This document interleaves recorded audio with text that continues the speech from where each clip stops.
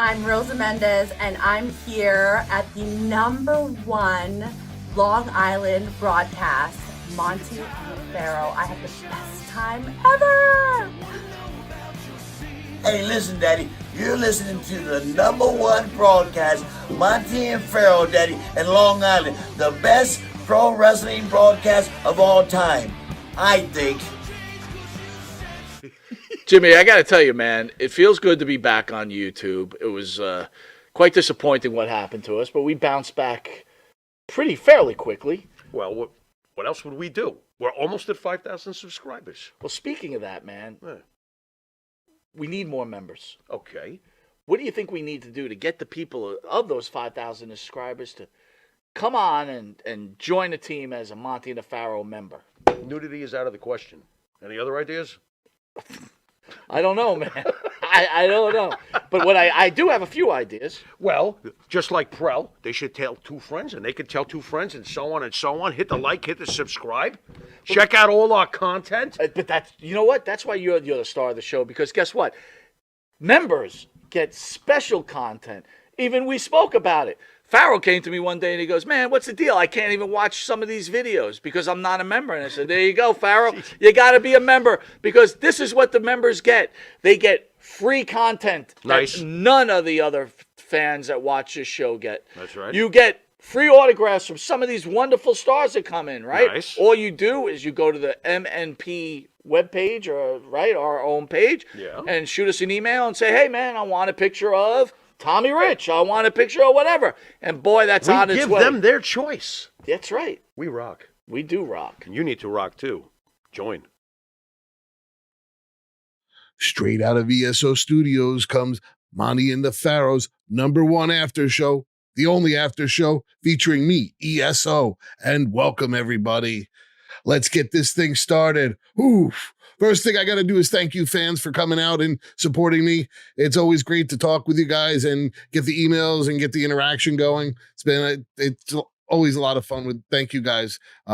Next thing I have to do is, as always, I have to send a shout out to Mike, Monty, and Jimmy Pharaoh. If it weren't for you guys, I wouldn't be doing this. And you know what? You got to catch their show, the Monty and the Pharaoh Show. It's on every Thursday night at 9 p.m. on Twitch, Facebook, and YouTube Live. It's also the featured show on the Intuitive app. Yeah. A little LA night there.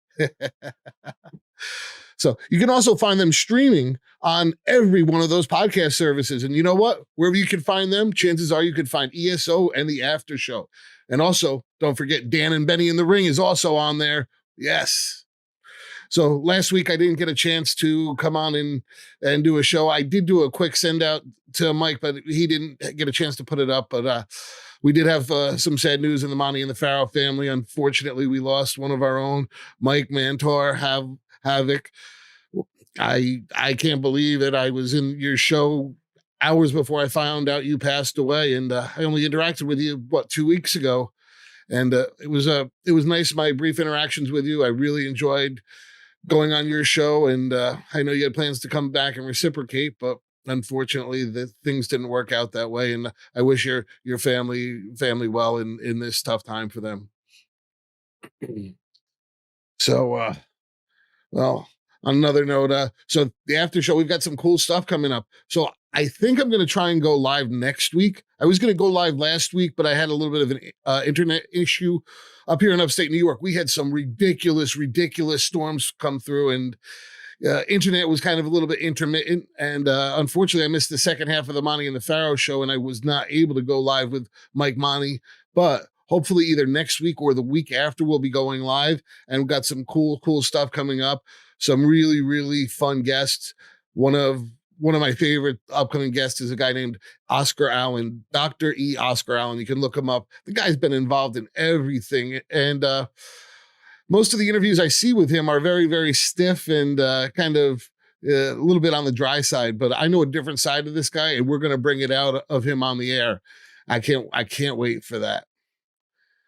So let's see. So, while we're on some of the stuff coming up on the network, we are already streaming on the ESO Creative Twitch site with, right now I'm doing the WWE 2K23.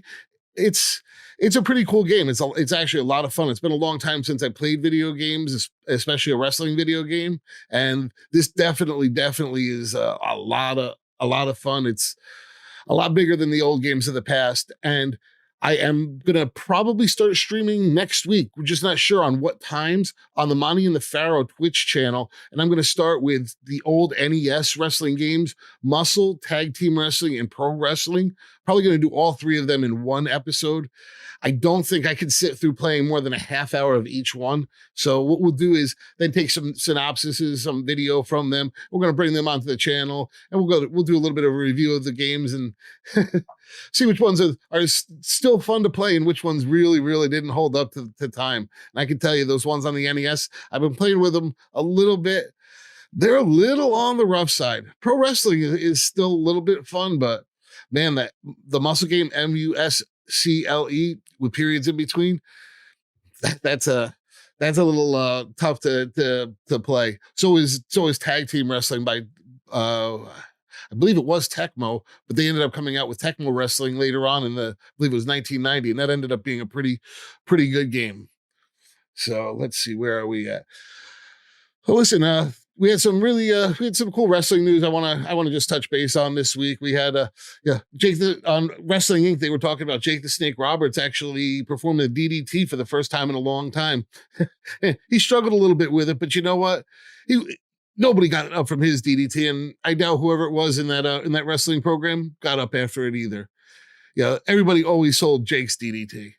And that's the way it should be now with finishing maneuvers. People shouldn't kick out of them 5 times. Only time you should ever kick out of a finishing maneuver is on a pay-per-view or maybe a premium main event on a Raw or SmackDown in a build-up match. But no, not on the everyday basis like AEW and WWE do now. So yeah, I'll get off my soapbox there. So WWE really pushed Brock Lesnar. This is also on Wrestling Inc. WWE really pushed Brock Lesnar this week, and unfortunately, the ratings did not come through. They fell flat. Listen, I am not surprised. I think WWE has been making a mistake for a long time with some of the ways these things have been being booked. I think the Brock Lesnar coming back every 3 months, the Edge disappearing for months on end, all that stuff, I'm done with it.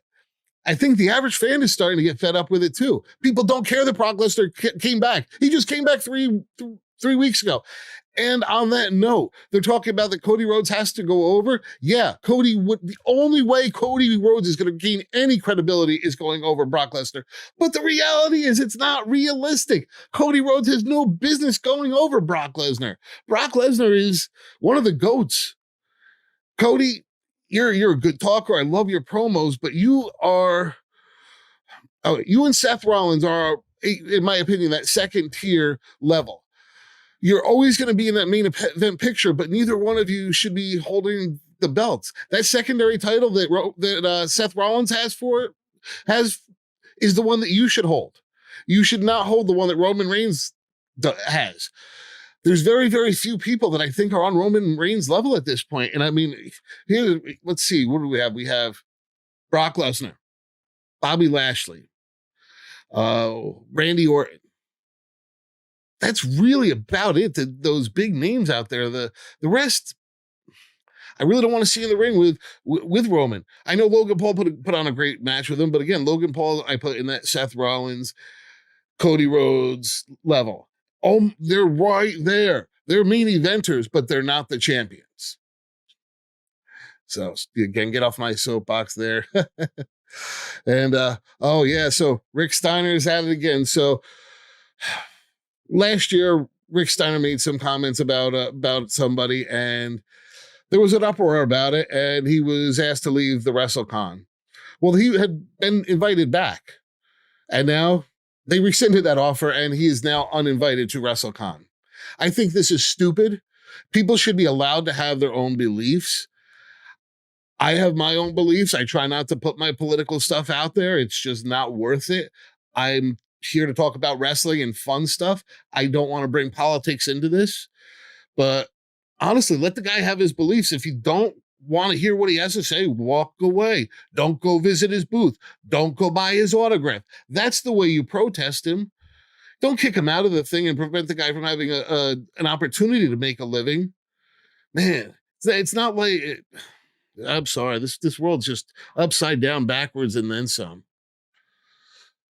Oh, let's see. What else did we have? Oh, let's see. So, this coming week, we're going to have Rey Mysterio, Sheamus, Cameron Grimes, and LA Knight battle out for that United States Championship Invitational for a chance at Theory. Who can go over in this match? Rey Mysterio? Nah, there's no way they're gonna put him in a match with Theory. Sheamus? Maybe, but no. Cameron Grimes has absolutely no business being in there. And, of course, the MVP right now, LA Knight. Yeah. So who's going to have that chance to face Theory? It's got to be LA Knight. Yeah, there's nobody else that really can do it. So, well, on that note, listen, I'm going to take a quick break. And when I get back, I'm going to go over a WWE magazine from, I believe it's November 1988. And it features one of my favorite wrestlers from when I was a kid, the Ultimate Warrior. Hell yeah. Yeah. Check this out. Recently, somebody got me this. This is the Legends WWE Mattel Dingo Warrior version of the Ultimate Warrior. Check that out. Wish he was still alive because I'd love to get that autograph, but unfortunately he's no longer with us. And yeah, as much as I was a fan of him when I was a kid, as I got to be an adult, I realized what a kind of a tool he kind of was. Changing his name to Warrior, really not taking the opportunities to do things the way he should have. His attitude, especially if you disagree with him slightly. Listen, I believe everybody should be allowed to have their opinion, and I may agree with you, I may disagree with you, but don't try and change my views in an arrogant way. You should. I'll respect your views. I'll listen to you. I'll process them, and if I want to take them on as my own, I will. Otherwise, I'm going to continue viewing things the way I want to view them. So. he really the Warrior really wasn't into stuff like that. He really he tried to force his views down everybody's throats. But anyway, listen, we'll be right back after this, and we're going to go over that magazine. I can't wait to take a walk down memory lane. We'll be right back. And APB, American Protection Bureau, voted #1 best on Long Island for all your security needs. Call 631-390-9050. That's 631-390-9050. APB.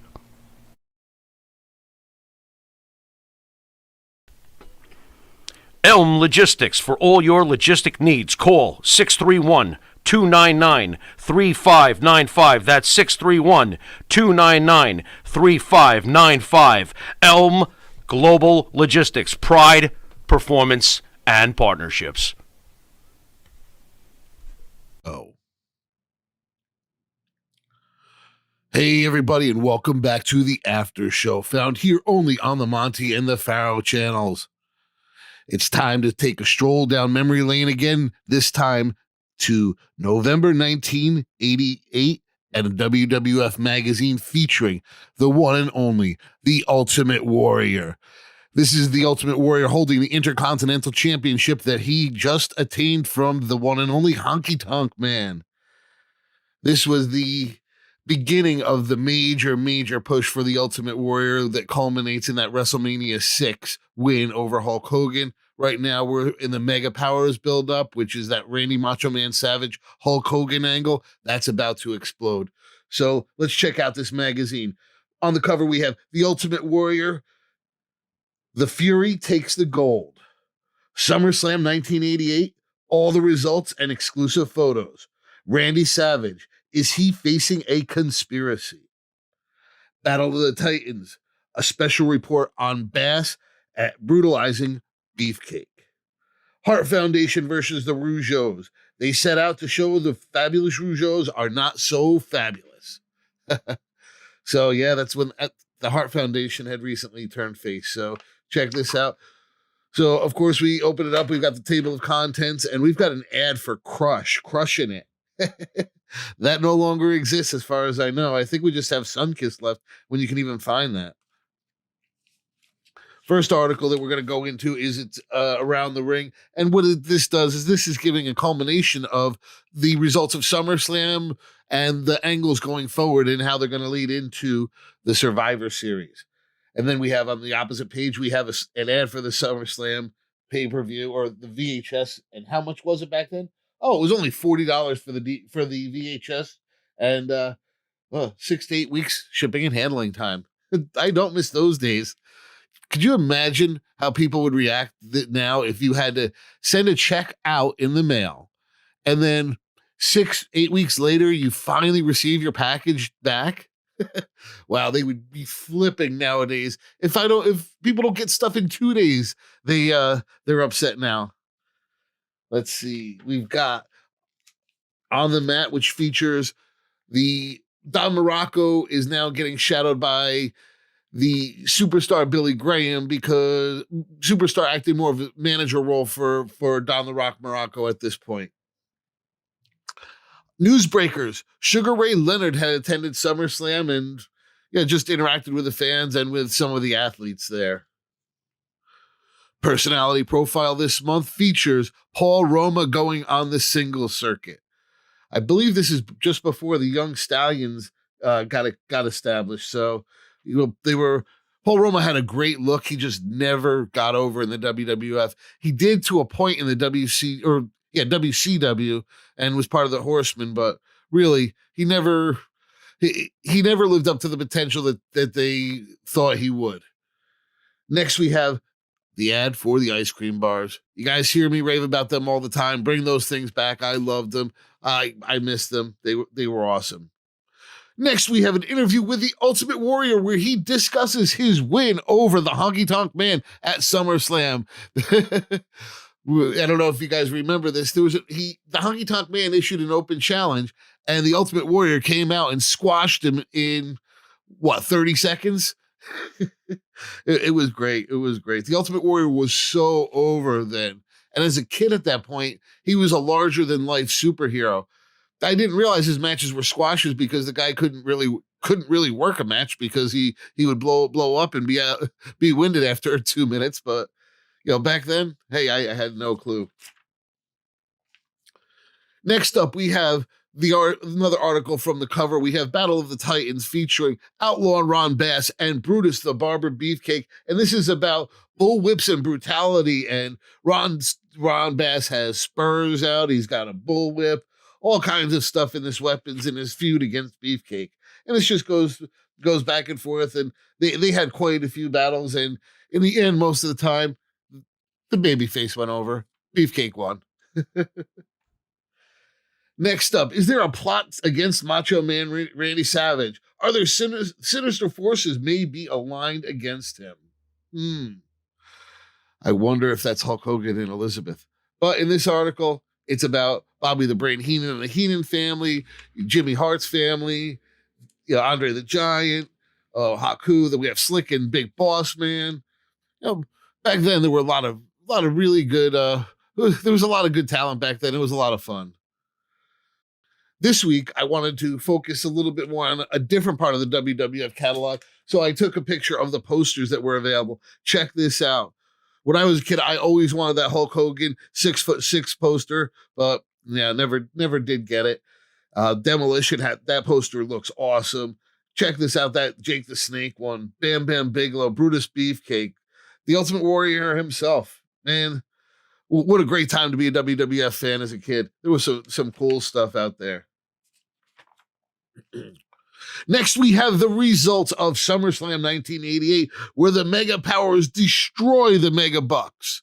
And we see the seed sowed really soon of the turning of Savage against Hogan for the lead up to WrestleMania 5.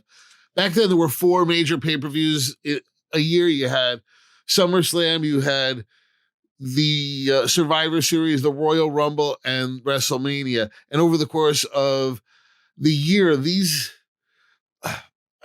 storylines played out, and they really were long. They were longer range back then, kind of like this Bloodline angle. That's why everybody's really enjoying this Bloodline angle. It's the longevity of it. And back then, you could see at this point the seeds being planted for that eventual turn. So that was awesome. But at this point, the Mega Powers destroyed the Mega Bucks, and then we had the surprise of the Ultimate Warrior winning the Intercontinental Championship from the Honky Tonk Man. We also had Demolition, the champions, going over the former champions, the Hart Foundation. Speaking of the Hart Foundation, the next article is about them. They had recently turned face, and they were facing off with Jimmy Hart's proteges, the Rougeaus. This was just about how, just the feud in general, stuff like that. Next up, we have one of the most dangerous men that ever stepped into the squared circle. We know him as Ming. We know him as Haku. But at this point, we knew him as the King Haku. Let's see. This says, is he the WWF's most dangerous man? At that point, he probably was. Next up, Private Eye. George the Animal Steel takes the Detroit by storm. This is about him touring all over Detroit, chosen by all the big landmarks at that point. At that point, Detroit was doing really well. That was before it really went downhill.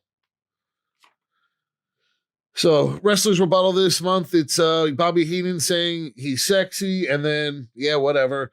We have Brutus Beefcake responding with Heenan needs a haircut, Rick Rude, Bobby's got a style all of his own, Slick, you can't deny it, the Bros got it all, style, looks, and money, Coco Beware, Bobby Heenan, the Weasel, is ugly inside and out.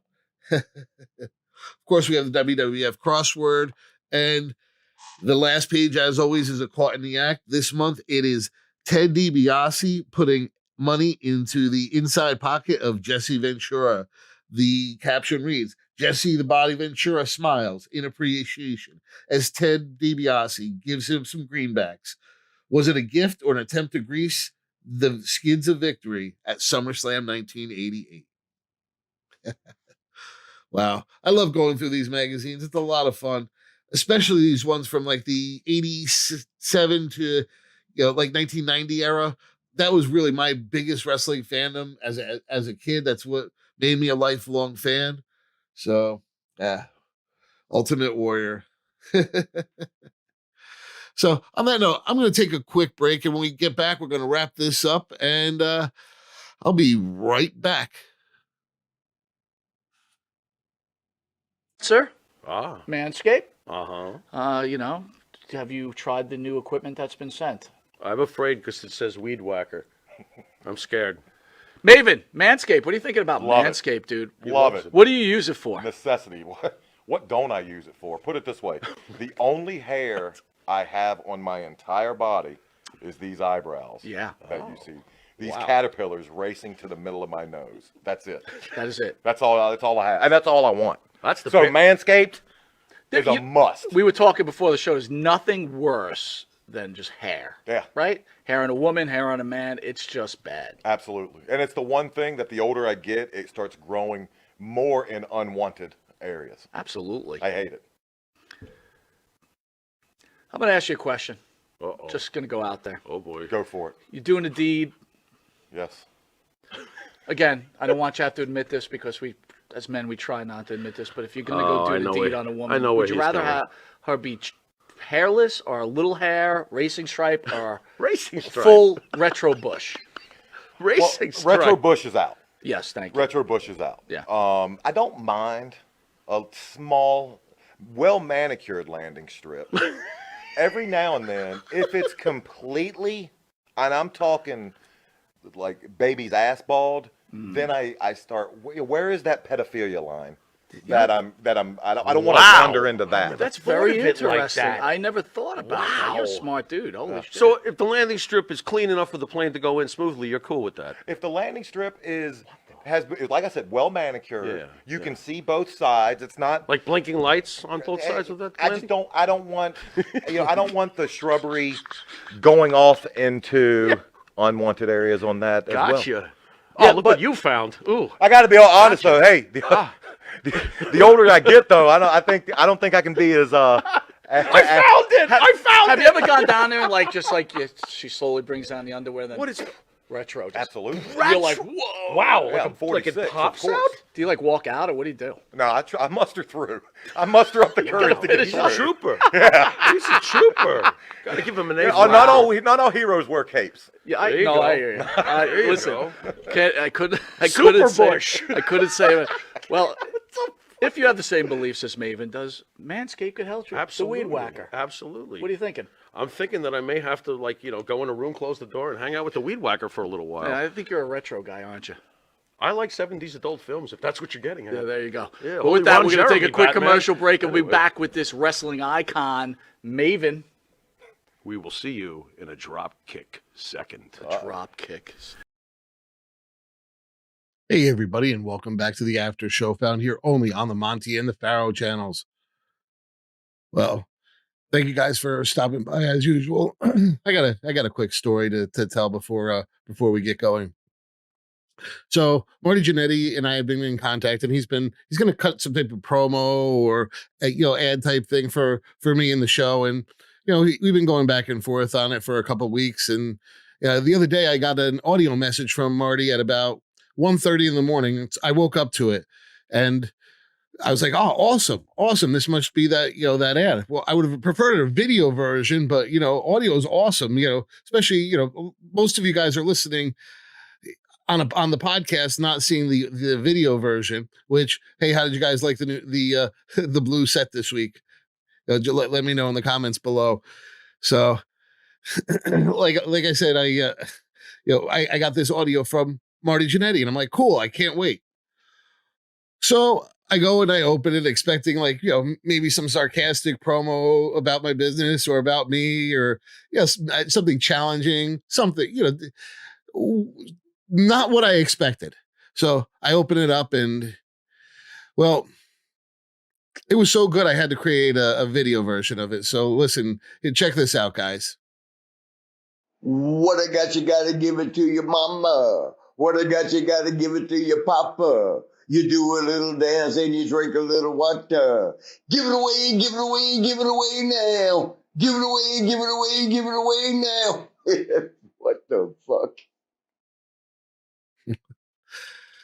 So yeah, I hope you enjoyed that. That was what I woke up to the other day, expecting kind of a promo. Instead, I got Marty Jannetty singing to me, Red Hot Chili Peppers, Give It Away. And an interesting rendition of it at that. So, well, I just wanted to give you guys kind of a preview. I don't know if you guys ever see or go on to Twitch and what you do. And as you know, I'm going to be streaming a history of video games of the past, and I'm going to start with the NES. And one of my favorites was a game called Pro Wrestling. And what'll end up happening is when you're watching the stream, I'll be playing down here, interacting, and I'll be able to also see the chat so that I can talk back and forth with you guys too. It should be a lot of fun. I'm only going to spend a little bit of time on each of these games on the NES, and then as we get into some of the better games that are a little bit more in depth, I'll spend a little bit more time on them. Pro Wrestling was a great game for the NES, and I'll talk a little bit more about the history of it when we get to that game. But I just wanted to show you kind of what it's going to look like. Then what I'm going to do is I'm going to take a little synopsis of those streaming sessions, and I'm going to bring them onto the show, and over time create a collection of these video games so that if anybody else wants to go and play them or see what these were about, they can. And so. On that note, I think I'm gonna head out of here, and I gotta send a special thanks out to Mike, Monty, and Jimmy Farrell for letting me do this. It's always fun, and hey Marty Jannetty, thank you for sending me that interesting voicemail the other day, and thank you to all you fans, and yeah, we will be going hopefully live. I don't know if it'll be next week, but maybe as soon as next week. But we will be streaming live this week on the ESO Twitch channel and probably the Monty and the Pharaoh Twitch channel also. I may even be able to, if Mike and I can set it up correctly, maybe I'll just stream directly on the Monty and the Pharaoh YouTube channel. That would be interesting. Oh yes, and check this out. The day of Marty Jannetty's Dark Side of the Rink episode, Mike, Monty, and I are going to be doing a live watch along, and we're gonna kind of dissect this and be there for our friend Marty. As I hate to say it, I'm afraid this is going to be a hit piece on him. I don't see anything else. I mean, those Vice pieces, it's called I don't remember what the name of it, but it definitely doesn't sound like it's going to be I think it's The World According to Marty Jannetty. We'll see. But on that note, I'm going to get out of here. I'll see you guys next week. Later.